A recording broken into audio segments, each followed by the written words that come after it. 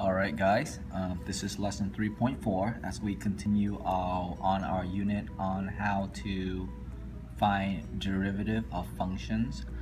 The next two rules that's going to help us to locate the slope of the tangent line, or we call that derivative, is called the product and the quotient rules.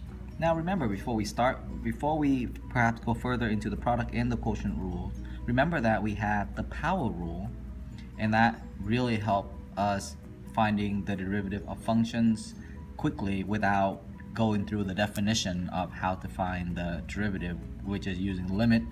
That took a long time, but the power rule really saves time.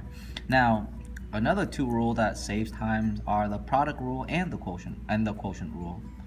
So before I show you the product and the quotient rule, let's go through just one example and see if you recall on how to find the derivative of this function. So let's say you have this function called function f, right? Function f looks like this.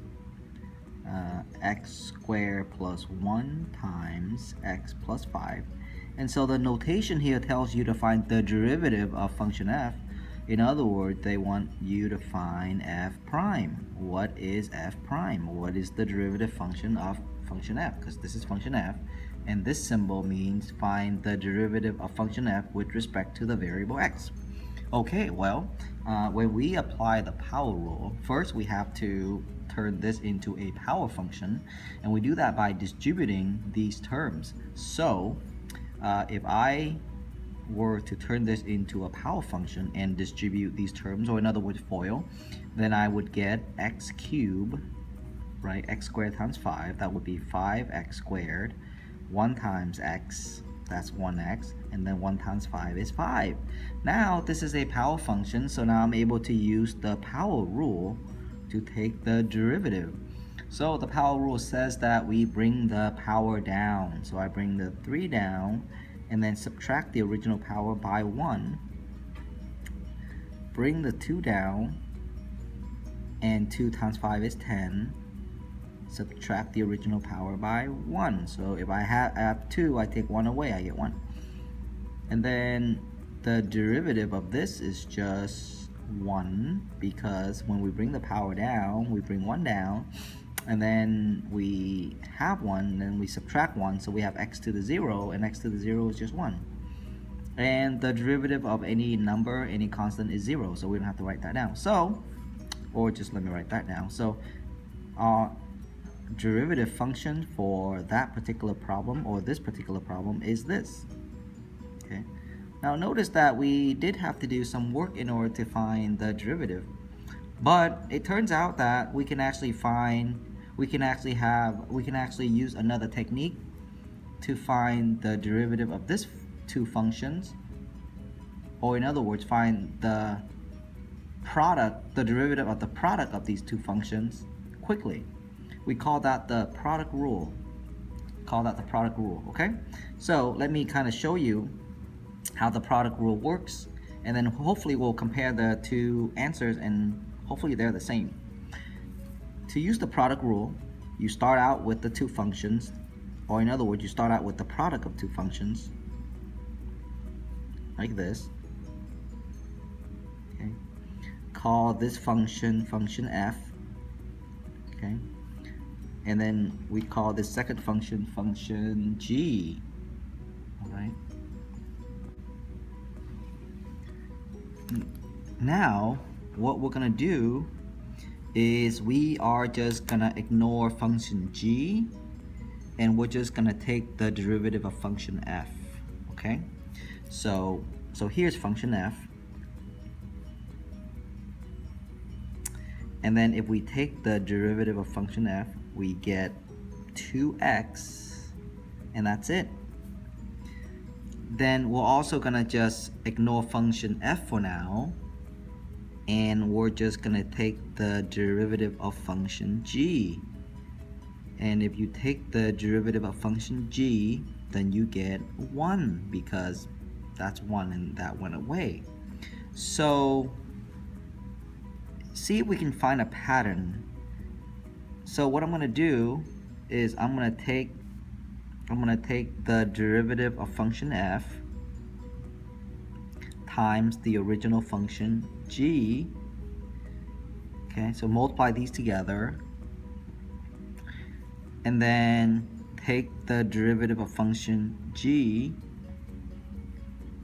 and then multiply that to function f, right? And see what we get. Well, f prime is 2x, g prime is 1. Oh, I'm sorry, g is x plus 5, right? G is x plus 5, okay? Plus g prime is 1, and then f is x squared plus 1. So what do we have? When we distribute this, we get 2x squared plus 10x plus, when we distribute that, we just get x squared plus 1. So when you combine these together, you get 3x squared plus 10x plus 1. Now, so notice that these two derivatives are the same. It is true that we did have to take a little bit more time by first going through this process, but the reason why I went through this process for you is because I wanted to show you that whenever you have a product of two functions, you can find a derivative by considering the first function as an independent function and the second as an independent function, and then just take the derivative of the first, take the derivative of the second, and then put them together in this order: f prime times g plus g prime times f. And if you do that, it will work out the same as if you were to distribute and then find the derivative using the power rule. Now, if I were to do this problem on the test, I probably wouldn't do it using the product rule. You could if you want to. I would probably do it using the power rule just because it's a lot faster than the product rule. But it gives you a second option on whichever method you want to use. Now, there are problems where you have to use the product rule. The power rule would not work for its application. Okay, so this is the product rule. The derivative of the product of two functions can be found by taking the derivative of the first times the second function plus the derivative of the second function times the first. Okay, look at example number 2. This is a function where we cannot use the power rule. We have no choice but to use the product rule to find the derivative of this function. So we begin by calling this guy the f function, and then calling the second function the g function, and then go ahead and take the derivative of the f function. Go ahead and take the derivative of call this h so that you don't get confused with the letters. Take the derivative of this g function. Remember that I told you that the derivative of e to the x is just e to the x. We're going to go over why that's the case later. And now we just have to put them together. Okay, so we know that it equals to f prime times g plus g prime times f. What's f prime? 2x. What's g? E to the x. Or just kind of go diagonally like this, see?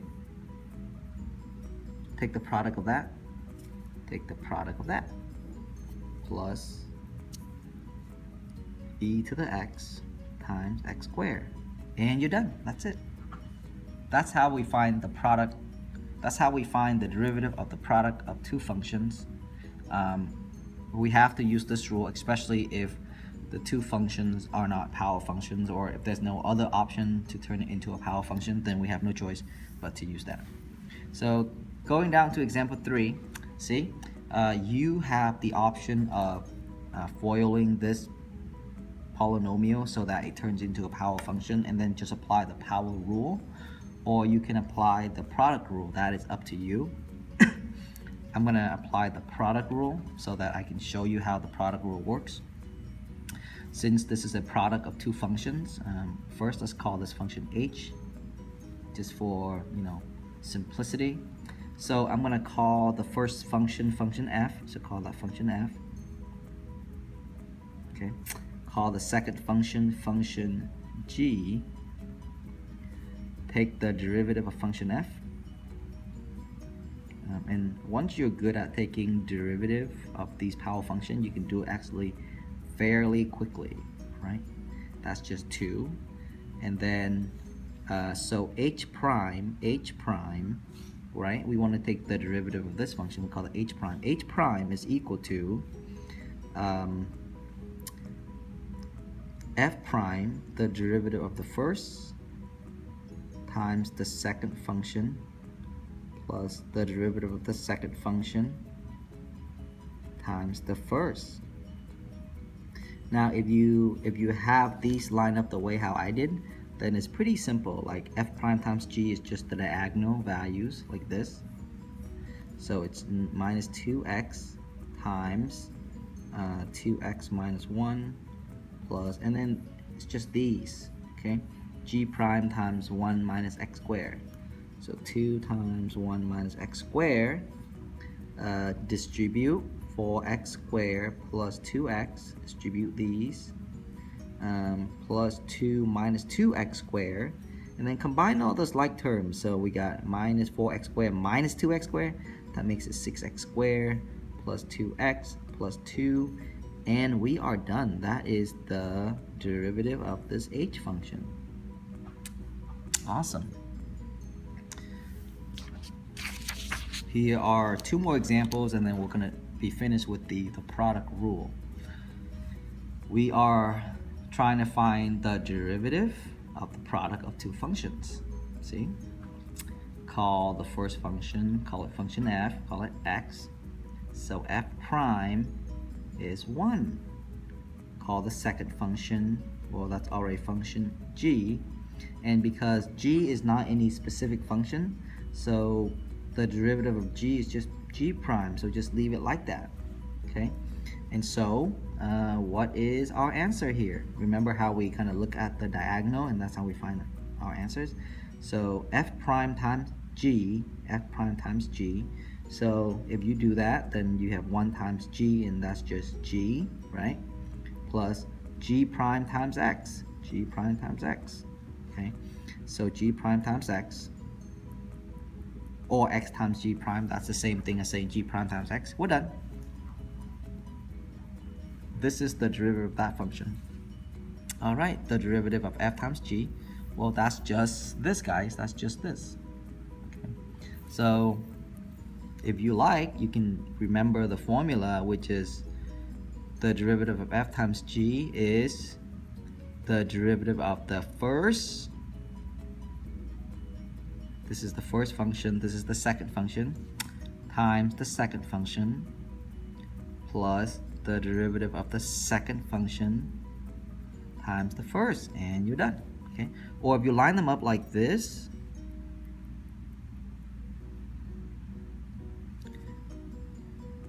then basically you are looking at the diagonal. So like f prime times g, see, f prime times g, and then g prime times f. There you go, done. All right. Last but not least, we have the quotient rule.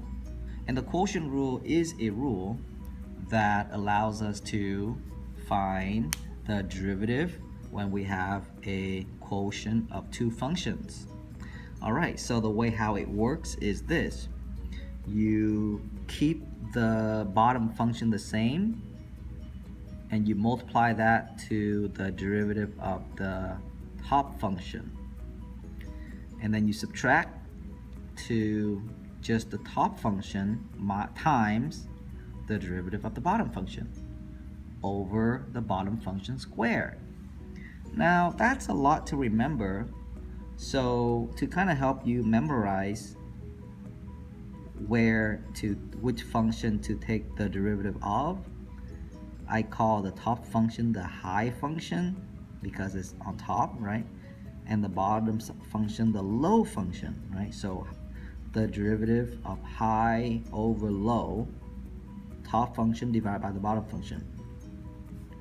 So what is it? Well, it starts with low times the derivative of the high function. So low times low d high, we call this low d high, right? Minus high, this is high, right? High times the derivative of the low function. So low d high minus high d low. Low d high minus high d low over low square. Low square, done.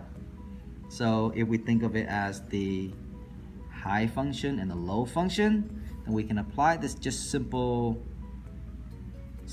methodology to perhaps get our derivative function. All right, let's try out with one of these problems. For this particular problem, guys, you do not have to use the quotient rule because this is really a power function. Let me show you what I mean. Another way to express 1 over x squared is to express it as 1 over negative